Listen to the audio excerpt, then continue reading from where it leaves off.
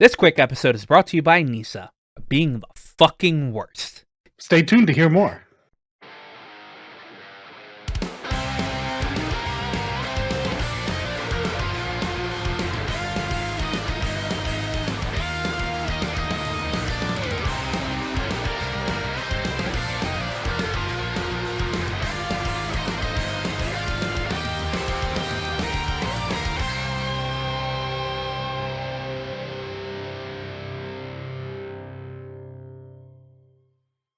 Yeah, we won't be doing a full on episode this week, just because there's not too much to talk about in the way of hard hitting gaming news, outside of like rumors and a funny God of War advertisement. By the way, there's a funny God of War advertisement you guys should watch, so go and do that. But I'd be remiss if I didn't put in one thing this week and talk about the horrible tragedy that has befallen the Kiseki Trails fanbase. So, Nippon Ichi Software of America, otherwise known as NISA, decided to be an absolute piece of shit this week. On September 1st, Kitsune and Corey Million Man, I'll have their tweets up on the screen, tweeted out that they had been contacted by NISA to cease and desist all fan translating projects for the Kiseki series, and and to remove all content, including spreadsheets from Trails from Zero, which is one of the games in the Crosswell arc that NISA bought the scripts from Geofront, another fan translation group / localization group, and to Kuro no Kiseki, which is the most recent Kiseki game to release in Japan. That Zerofield had completed, and everybody was like using it and stuff. So that all has to be removed from the site. Nobody can use it.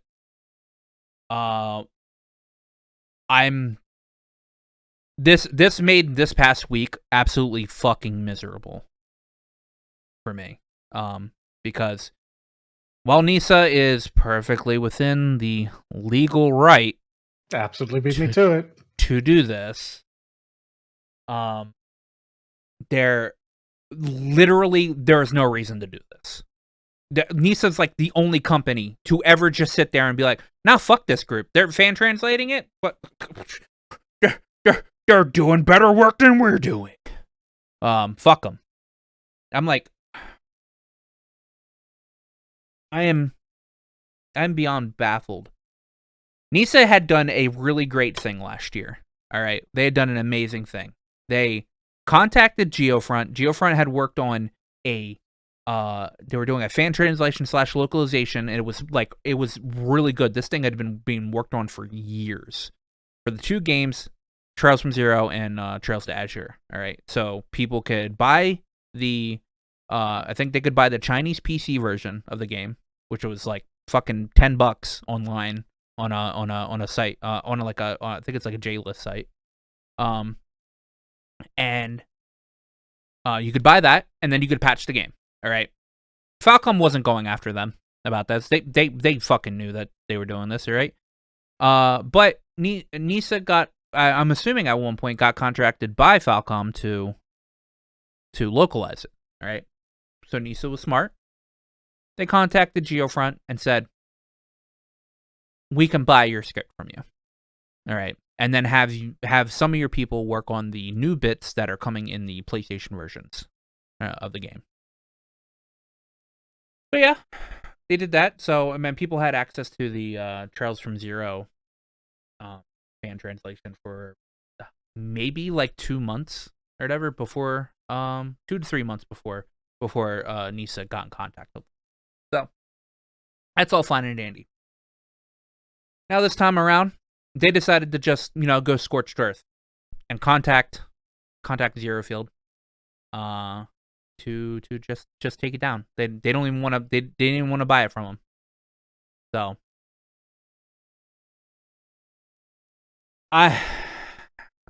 this is like, I mean, for one, it's infuriating, but it's also super sad because I'll also have it up on the screen. Corey talks about how he's the head runner of Zerofield at the moment.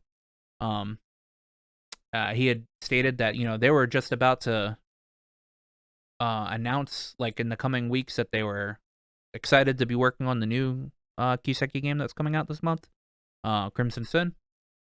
They were excited. They were about to like go ham into doing it. They were going to use all of the knowledge that they got from doing Kuro 1 and use it all for that, and now they can't.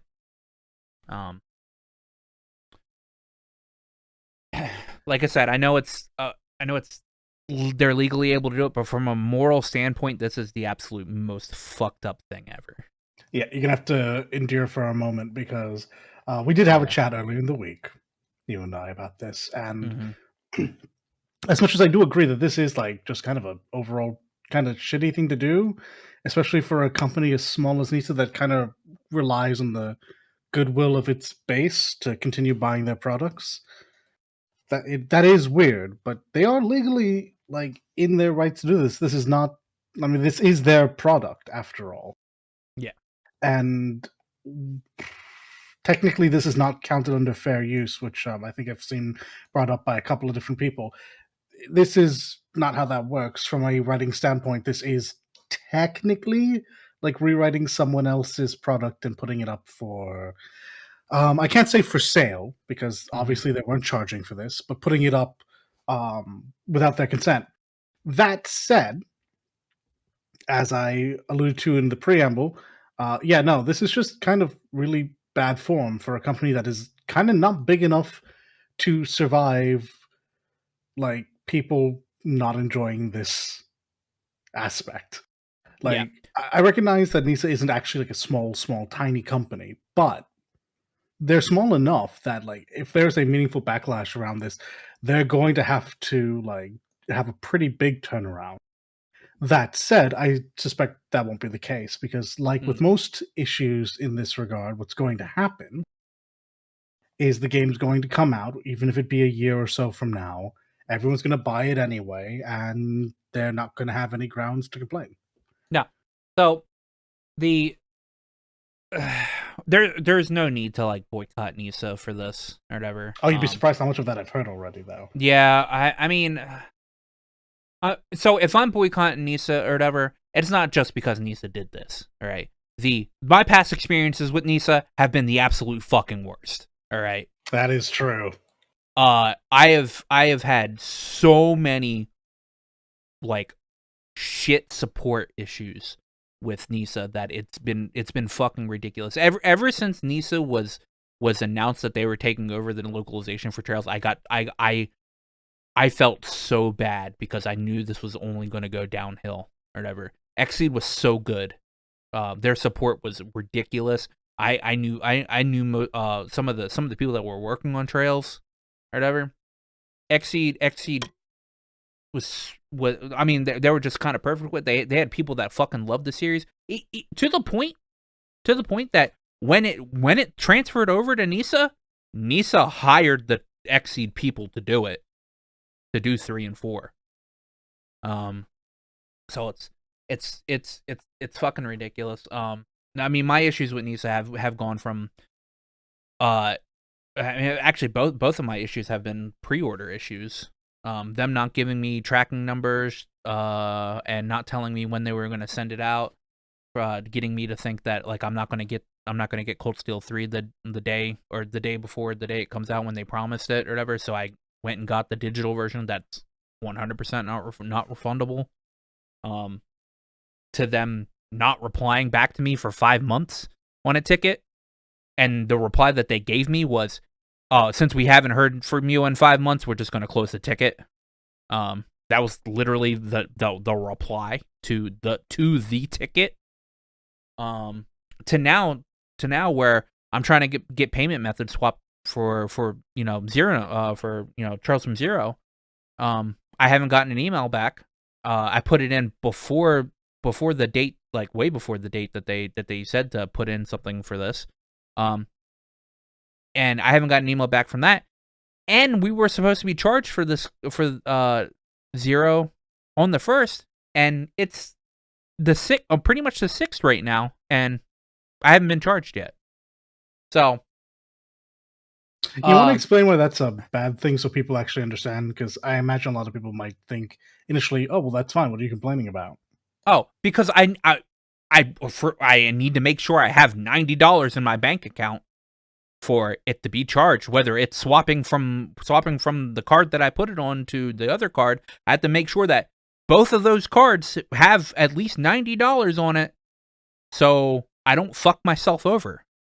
Yeah, which isn't the biggest deal in the world, but incurring that kind of a fee for something as simple as this, when it Mhm. should have been rectified, is kind of dumb, straight up. The annoying bit about it is that they should just allow you to fucking charge yourself when you pre-order. All right. I definitely agree with that. Even to the point that when you pre-order something from NISA, and this is just NISA, NIS EU works differently. They allow you to be charged whenever. All right. Specifically, NIS America, they will put an authorization fee on your account. Like they will charge you the $90 for like the first week that you pre-order it, and then it will just go away because they won't actually charge you for it. They're just trying to see if you have money. What's the point of checking to see if you have $90 on that, like $90 on my bank account, if you're not going to charge for the next fucking 6 months anyway? So I mean, just allow me to fucking press the button, debit now. Nisa's honestly, I feel is just one of the most mismanaged companies ever. And this isn't pushing anything onto Nippon Ichi Software, like specifically, because of America. The Nisa is just a localization company that is attached to fucking Nippon Ichi Software. They the only thing they do is they localize Nippon Ichi Software games. So this isn't on Nippon Ichi Software. Nippon Ichi Software is they do Disgaea and all that stuff. So that's I don't play those games with. I have no problem with them. It's specifically their American branch that has like extreme mismanagement issues. So Even on now. the topic, to clear up something, because this is actually important, um, you've separated NIS from from NISA essentially. In this particular Yeah. situation with Zerofield, Hmm. are we sure that it has nothing to do with the parent company? This is all NISA. Oh, because NIS has nothing to do with any localization that isn't. 'Cause NIS is a Japanese company. So this is true, but the Zerofield wouldn't have been shut down No, it would strictly be for Falcom. It would if there's any blame on it or whatever, that goes past NIS America, it wouldn't go to NIS. It would go to Falcom. If that's what I was trying Falcom, to get out of you. yeah, if Yeah. Falcom said that they need to be shut down, but uh, we never get that like that feeling from any of the interviews from Kondo. Kondo's aware of all the fan translations, and he doesn't say So I mean, anything about it. to be fair, and this is going to be a bit rough because it really comes down to how could we possibly know this? Yeah. But despite him being aware, so is Nisa, Yeah. and so is NIS. But like you've said, it doesn't matter. Like Yeah. everyone attached to, let's speak very uniquely about just Trails for a second. Hmm. Anyone attached to the series knows that fan translation is a big part of it. It's a I wouldn't say a cornerstone of the community, but it's a pretty hefty chunk of it actually. It's Whether honestly it what be keeps a lot of the community going. Yeah, whether it be for the upcoming games or for older games that had yet to be translated, which I mean, as of late, has seen an uptick in that. So Yeah. I don't know that I am willing to give blanket approval to anyone in this case because it sounds to me like this could go beyond Nisa. I'm not trying to relieve Nisa of any of the blame, but it sounds like this goes all the way up, and everyone was like, "Yeah, no, they really probably shouldn't be doing this, and we're going to stop that." And The the reason for that is because technically, I mean, to play devil's advocate here, it doesn't belong to Zero Field, and No, it doesn't. I don't think the buck stops at Nisa in this particular No, incident. I think it it does most go to likely. Falcom. Yeah, it probably does go to Falcom. And I mean that's I guess fine or whatever. If Kondo thinks that he doesn't want people fucking fan translating his games, whatever. Okay, he's an idiot for thinking that. If this is the Because case, this is yeah, if mostly this is me the case, just this is the case. putting this out there. Kondo, Uh, make a statement. Say that it wasn't you. so Um, we should get this clarified just yeah. for sake of the community. But again, the community is so small, I wouldn't be surprised if they just expected to sweep this under the rug. Broadly speaking, moving away from the specific, broadly speaking, fan translations are huge. Hmm. Happens in myriad titles. Matter of fact, it happens in more than a few titles of just Nisa make or Nisa not produced, distributed. Yeah. SMT early on had it. Suikoden has it. Bloody a bunch of the Disgaea games, I'm sure, have been fan translated at one point or another. And I think literally all of the Trails games at one point or another have been Yeah. translated before their release, or at Hmm. least after their They've been release if they weren't localized. definitely because there's usually a large gap in between them getting actual localized. Yeah, Oh. that's what I'm happy you said. That's what I was going to get at is the amount of time it takes to get these games into the Hmm. hands of the I'm just going to say Western audience in this case because that's really where the issue is. Yeah. The what was the time frame between it's something recent enough? Let's go with Hajimari between when that came out and when it's going to come out because it's still not out yet. Hajimari is coming out next year. Um, Release date unknown. But the initial release date was August 27th, 2020. So it's Oh god, so it's been been 3 years. So it's going to be about 2 years. 2.5, Yeah. 3 years. Yeah. Um, which is rough for a series like this. And I'm sure that that's not even the worst they've done. I'm sure there's ones that have just gone on for even longer. Well, yeah, the earlier games like in Sky or whatever, like Trails in the Sky is a 2004 video game. All right, that came out in Japan in 2004. We didn't see. I don't think we saw a. We didn't see a English copy until like 2007. Another 3 year. Okay. So it seems like that's just the cost. And I'll let you speak more about this because this is what you said to me, and it'd be unfair for me to steal your thunder. Uh, but like, they don't lose anything for allowing these fan translations to exist, No, to they my don't. knowledge. They do not. Let's So see. Oh god, it's even worse. I think. Uh, uh, the English version on the PlayStation Portable did not come out until 2011, and that was the earliest copy of Trails in the okay, Sky. that's about what I was. See, that's what I was actually looking for after Hajimaru's going back to an older title that had like a gross amount of time between Yeah, that was that release was the dates. early that was the earliest time North America got an English copy of Trails in the Sky. Now, granted, way before then, that game was definitely fan translated. Uh, Oh, absolutely, and that's what 100%. my point was. Is let's combine both my points there. A, there was like a 7 year gap in between it, Hmm. so they weren't losing any money for the fan translation because they clearly weren't bringing it over at one point. And when they inevitably do, it's not like this group of this like not like this fan base isn't going to buy it. How No, many no, no, times no. have you bought these games? Oh God, Like let's you see. buy them twice, right? You buy them once on release and I, then once I, on I Western have, release. I have not even just that, man. I have PC versions and physical versions.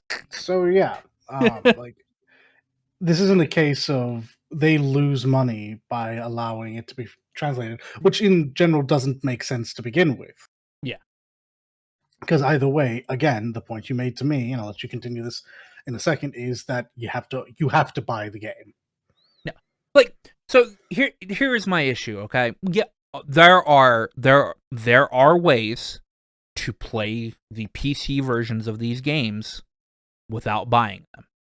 All right. You don't have to buy them technically because pirating does exist for games like these. All right.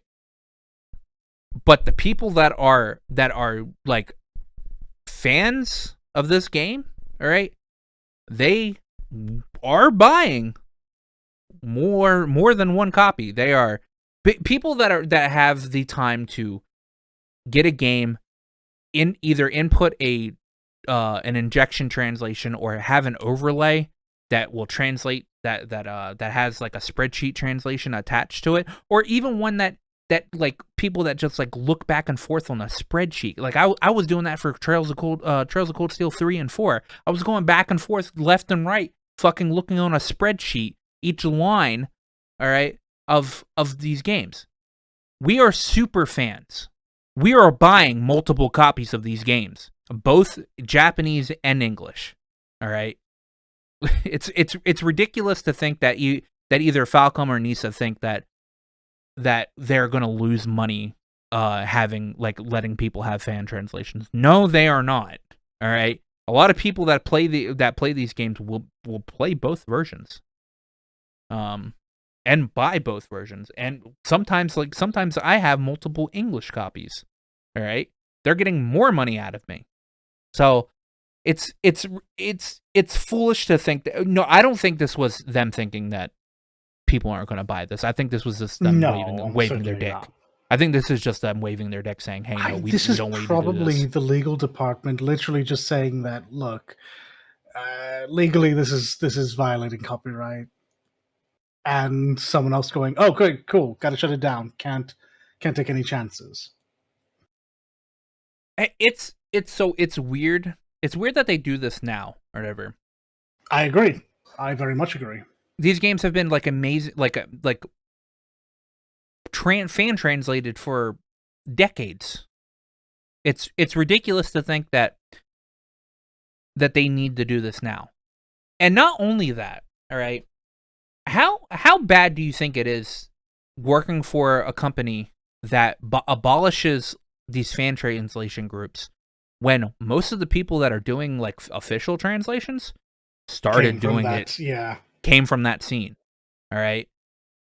One of the people that that we absolutely fucking love, Michael Christopher Koji Fox, the main localization director for Final Fantasy 11, Final Fantasy 14, and now Final Fantasy 16, all right, started out fan translating stuff in Japan. And then worked his way and got into being the head localization director for those 3 games in Square Enix, all right? I bet you if if he was a fan of these games and looked at it, he was like, he'd probably be like, what the hell?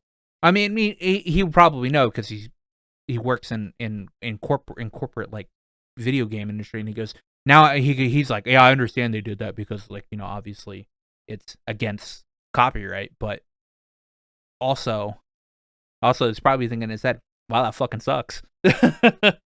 And that's what it is, right? Even if you're in the industry, if you have a background in what's going on, the reaction has to be, I understand. But I don't agree. Exactly. I understand, but I don't agree. And I mean, that's where we're sitting at. Like, I understand it's against copyright. Okay, fair. But was it really hurting you? Like, did you actually need to do it? No, you didn't. That's my like. I have decided that like I'm not going to boycott Nisa because they're going to be my only they're my only access to English trails or whatever. I'm still going to buy the Japanese versions of them. Guess I'm just going through it without a translation, which will make my life a little harder, but it's not like I haven't done that before with Cold Steel 3 and 4. And most of I think most of fucking Hajimare I went through without a translation. It'll just be a little bit more difficult for me, but I guess I'm just gonna have to do it that way. That being said, this is also one of those moments where I say, yeah, kick one fan translation group down, there's a chance another one pops up. And that probably tries to fly more under the radar when it comes to this. But all I It's gonna have be to hard to say, fly under the radar with this series now. It seems to be steadily gathering steam, and whilst not as big as some of the larger yeah, RPGs out there, I don't think it's unreasonable to say it's establishing its place in the greater pantheon of like good RPG series. the biggest issue is we wouldn't be in this. We wouldn't be in this like spot, all right, if Falcom would just get Nisa to do to work alongside the script writers for these games and try to get a faster localization out. All We have to right. look into that. I have to figure out what that pipeline is. Because I it does strike me as weird that it takes 3 years after release to get a localization done, and I think the excuse used to be small teams, which I do not believe is the case anymore. I might be wrong though. I'm not 100%. I'm not 100% sure how Nisa fully works. All right. They have no problem getting out NIS stuff like in a timely manner, like within a year, because I mean it doesn't take them super long to get fucking Disgaea, the translations for Disgaea out, and voiced, because that also gets voiced in English as well. Now the Kiseki series is a lot of text, and that's fair. That's a fair comeback. Going, yeah, well, Cold Steel 4 had like fucking 4,000 lines of text, or no, not 4,000, fucking 30 something thousand lines of text, and that's fair. That's a lot of text to translate. But you also have the company Cloud Leopard, who is literally localizing the game in Korean and Chinese, alongside the game coming out. The game comes out in Japan. 1 month later, it's out in China and Korea. So I don't know. I don't know what the issue between Falcom and Nisa is that doesn't allow them to do that. But they need to fucking fix it, because three years in between a fucking release of a game is way too long, way too fucking long. Tails had that issue for a very long time. Look at him now. All right. Hey, was it synchronous? This last one? Yeah, Arise came Yeah. out no, actually no. I think Arise came out in Japan the day like hours before. Yeah, so it might as well have been worldwide release. Yeah. So it was pretty much a worldwide release. I mean, Kingdom Hearts used to come out fucking years, not years, but like months apart from each other. I think Kingdom Hearts 3 came out The like real literally. issue was that we just straight up didn't get the second Yeah, version of it ever yeah, until recently, where they just packaged them all as one. yeah. Um, I think what, Kingdom Hearts 3 came out a week before in English, I think, or a week before in Japan, or a couple days before in Japan. But Sounds about right. that's not a localization error. That's just Japan getting it like before us. Obviously, the whole thing was localized. It was like finished and ready. So I don't know. They just need to get their shit together. Nisa's horribly mismanaged. I'm not the only one to say that. There are other people that are from podcasts that know a lot more than I fucking do. All right, and they also say Nisa is horribly mismanaged. This is not the first time that they've gone in public image, have shit on everything. So I don't know. Like I said, I'd have been remiss if I didn't have this week to actually fucking say something about this. We had just talked about like not but an hour ago. They're like, well, we'll take a break this week, and I'm like, I need to complain. This is the one week I actually need to complain. But yeah, that's all we're going to talk about this week, and we'll see you guys maybe next week if some good news comes out. TGS is coming up soon, so pre-TGS stuff. Yeah, something's gonna leak. Yeah, can't wait. But yeah, hit that like and subscribe. Hope you like this like short 30-minute rant about Nisa, and if you agree, put in the comments, say fuck Nisa. Because that's literally in my mind right now. Fuck Nisa.